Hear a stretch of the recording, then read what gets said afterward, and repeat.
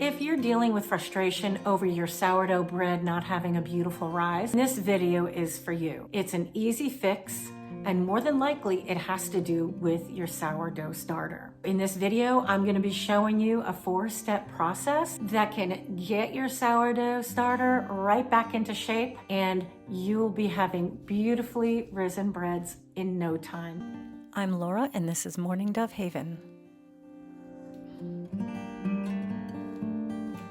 If your starter is too acidic, it can weaken the gluten, making it harder for your bread to rise.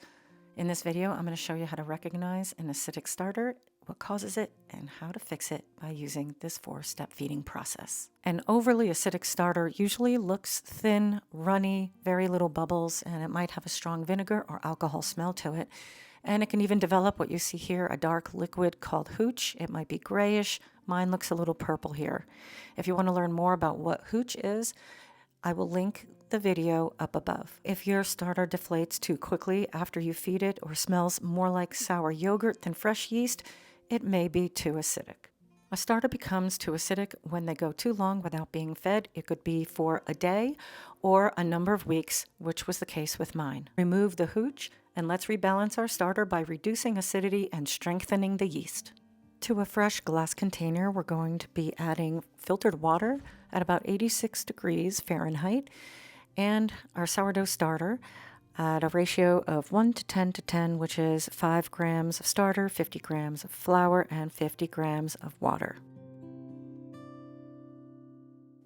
I went just a touch over here, but not to worry, that's fine. And then go ahead and add your water. You'll see that it's very thin and watery. Add your flour and give it a good mix. We're only keeping 5 grams of your starter and discarding all of the rest. This removes excess acid and gives the yeast a fresh start. My starter here went 6 weeks without being fed. If I were to make a loaf of bread with this starter right now, the amount of acid in my starter would weaken the gluten in my dough and make it very slack and unable to hold the gas properly. And that's why an acidic starter leads to dense, flat bread instead of a nice, airy loaf.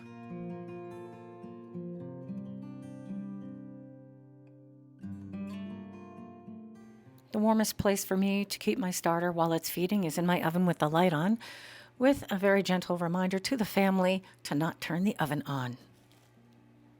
My starter got very active here and overflowed a bit, but this is what it looks like after the first feeding.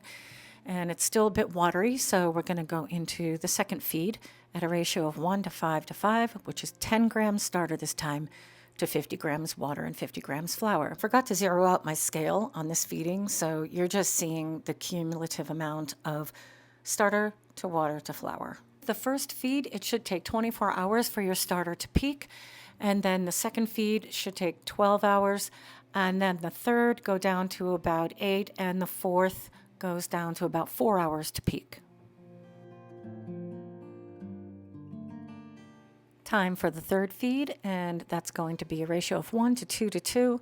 That's 25 grams starter to 50 grams water and 50 grams flour.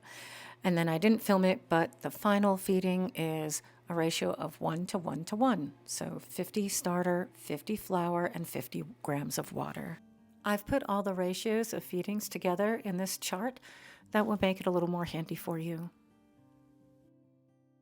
Take note after each rise of your starter, after these feedings, the change in the texture, the amount of beautiful bubbles, stringiness in the starter when you turn it on its side, and the smell, of course, that acetone acidic smell is going away, and you're having just that nice sour smell coming back. The result of this 4-step feeding refresh process to eliminate the acidity in my sourdough starter. Beautiful rise, fantastic crumb, and delicious taste and texture.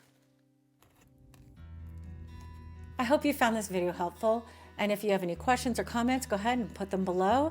And while you're at it, hit the like and subscribe button and the notification bell, and then you'll know whenever I drop a new video. Thanks so much, happy baking, and I'll see you next time.